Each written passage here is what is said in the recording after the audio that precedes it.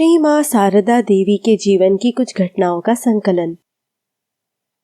गिरीश घोष के जीवन में श्री मां का आविर्भाव अलौकिक राह से और श्री रामकृष्ण के साथ साक्षात्कार से भी पहले हुआ था। युवक गिरीश तब हैजा रोग से आक्रांत थे।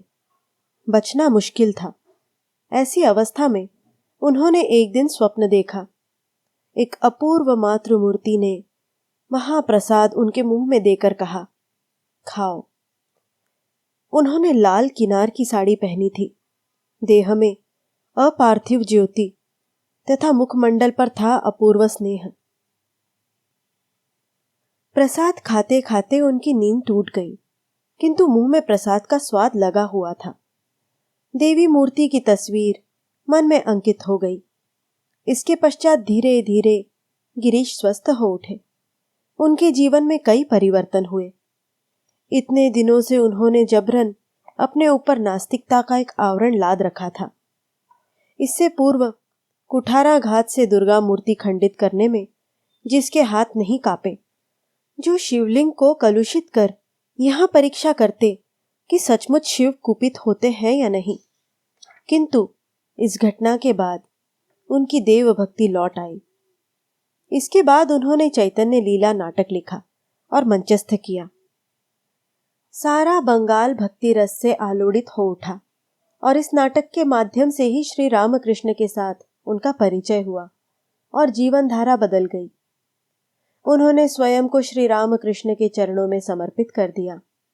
ठाकुर ने उनका सारा भार ले लिया और उनकी भक्ति विश्वास की प्रशंसा करते हुए कहते, उसमें 17 आना भक्ति है।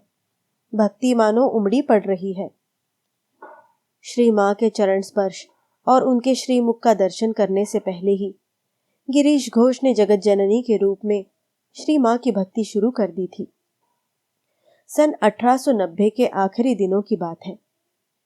श्री मां उन दिनों वराहनगर के एक मकान में थी। गिरीश अपनी दूसरी पत्नी के शिशु को लेकर उस मकान में आए। वहां आते ही पुत्र श्री मां को देखने के लिए व्याकुल हो उठा। उसने पहले भी श्री मां को देखा था, पर गिरीश ने नहीं देखा था। हाव भाव से ऊह ऊह करके पहली मंजिल पर श्री मां जिस कमरे में थी उस कमरे को दिखाने लगा।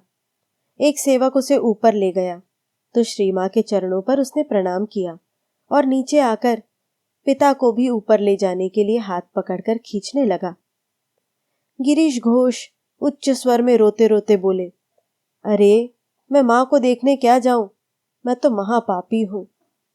किंतु शिशु ने छोड़ा नहीं, तो उसे गोद में उठा अश्रु जल बहाते हुए गिरीश ऊपर गए एवं श्री मां के चरणों में साष्टांग प्रणाम कर बोले, मां, इसके कारण ही मैं तुम्हारे श्री चरणों का दर्शन कर पाया।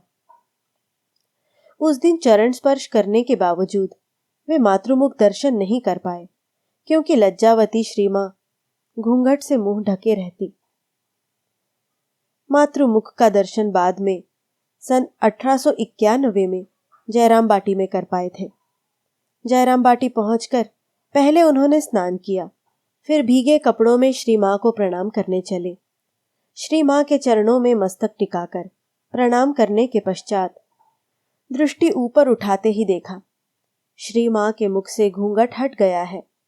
श्री मां के मुंह को देखते ही वे चौंक उठे और बोले, मां, तुम? यह वही मातृमूर्ति थी जिसने बहुत पहले स्वप्न में उन्हें दर्शन दिया था।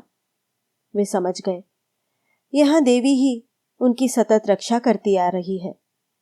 फिर भी मां के मुख से ही घटना की सच्चाई जानने के लिए बाहर आकर अन्य एक व्यक्ति से श्री मां को पूछवाया कि श्री मां ने सचमुच क्या उस प्रकार उन्हें दर्शन दिया था। श्री मां ने स्वीकार किया। इसके बाद एक दिन श्री मां से गिरीश घोष ने प्रश्न किया था, तुम किस प्रकार की मां हो? श्री मां ने एक अपूर्व उत्तर दिया था, मैं सचमुच की मां हूं, गुरु पत्नी नहीं, बनाई हुई मां नहीं, मुंह बोली मां नहीं, सत्य जननी। उस बार जयराम बाटी में गिरीश बाबू कई दिन रहे। एक दिन काली मामा अर्थात श्री मां के भाई ने गिरीश घोष से कहा, तुम लोग दीदी को माँ जगदम्बा, जगत जननी इत्यादि कितना कुछ कहते हो, पर हमने तो एक ही माँ की कोख से जन्म लिया। मुझे तो कुछ भी नहीं समझ में आता। गिरीश घोष दृढ़ गंभीर स्वर से बोले, क्या कह रहे हो? तुम एक साधारण गवई ब्राह्मण संतान हो। पूजा पाठ, पठन पाठन आदि ब्राह्मण के काम छोड़ खेती बाड़ी कर जीवन यापन कर रहे हो, और असंभव को संभव करने वाली महामाया बड़ी बहन के रूप में क्या सारा जीवन तुम्हें भुलावे में रख सकती है? जाओ, यदि इहलोक और परलोक से मुक्ति चाहिए तो अभी श्री मां के चरण कमल में शरण लो। मैं कहता हूं जाओ। इन बातों में एक प्रकार की शक्ति थी, इसलिए काली मामा सचमुच अपनी दीदी के पास जाकर उनके पैर पकड़कर बैठ गए।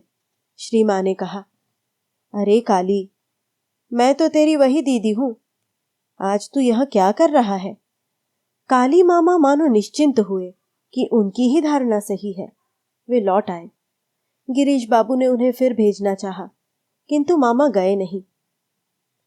गिरीश घोष देखते कि उनके बिस्तर की चादर रोज दुधिया सफेद होती। कौन धो देता है रोज उनकी चादर? एक दिन खुद अपनी आंखों से देखा कि पोखर घाट पर श्री मां साबुन से उनकी चादर धो रही हैं। गिरीश बाबू को सुबह होते ही चाय पीने की आदत थी, पर गांव में दूध नहीं मिलता।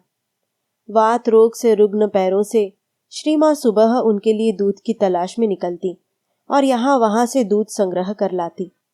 श्री मां की स्नेह सेवा से गिरीश बाबू अभिभूत हो गए थे। सन 1896 में श्री मां जब कोलकाता में सरकार बाड़ी लेन की गोदाम बाड़ी में थी, तब भी गिरीश बाबू वहां जाकर प्रायः श्री मां को प्रणाम कराते।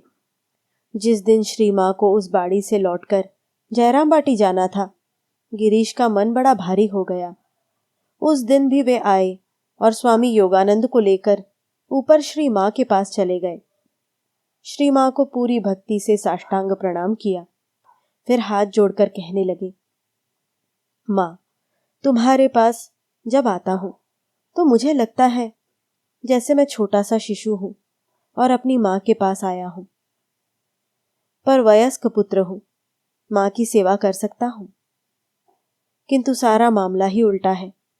तुम हमारी सेवा करती हो, हम तुम्हारी सेवा नहीं करते। अब जयराम बाटी जा रही हो, वहां गांव के चूल्हे के पास बैठकर देश के लोगों के लिए खाना पकाओगी और उनकी सेवा करोगी। मैं तुम्हारी सेवा कैसे करूं? और महामाई की सेवा का मुझे ज्ञान कहाँ है? बोलते बोलते भावावेग में उनका गला रूंध आया। फिर सभी की ओर देखकर कहने लगे, भगवान हमारी तरह ही मनुष्य रूप में जन्म लेते हैं, यह विश्वास करना मनुष्य के लिए कठिन है। तुम लोग क्या यह सोच सकते हो कि तुम्हारे सामने ग्रामबाला वेश में जगदम्बा खड़ी है? तुम लोग क्या यह कल्पना भी कर सकते हो कि महामाया साधारण स्त्रियों की तरह गृह कन्या है और हर प्रकार का काम करती है, जबकि वे स्वयं जगत जननी महामाया महाशक्ति हैं, सभी जीवों की मुक्ति और मातृत्व के आदर्श की स्थापना के लिए जिनका आविर्भाव हुआ है।